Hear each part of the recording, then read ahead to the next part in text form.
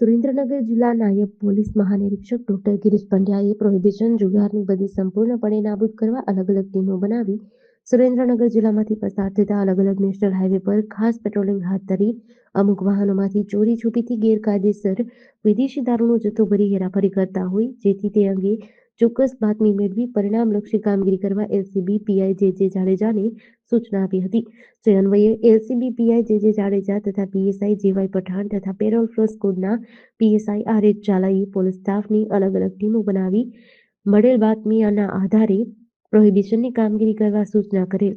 જે અન્વયે એલસીબીની ટીમને પેટ્રોલિંગ દરમિયાન બાતમી મળી કે એક ટેન્કરમાં ગેરકાયદેસર વિદેશી દારૂનો જથ્થો ભરી ચોટીલાથી રાજકોટ તરફ જવા માટે નાની મોરડીથી પસાર થશે. જેના આધારે રેડ કરી નાની મોરડી ગામ નજીક નેશનલ હાઈવે પરથી ટેન્કરમાંથી વિદેશી દારૂની કુલ બોટલો 6,563, એક ટેન્કર, મોબાઈલ સહિત કુલ 37,50,826ના મુદ્દામાલ સાથે ડ્રાઈવર લક્ષ્મણ ભારતી આનંદ ભારતી ગોસ્વામીની ધરપકડ કરી વધુ કાર્યવાહી હાથ ધરી છે.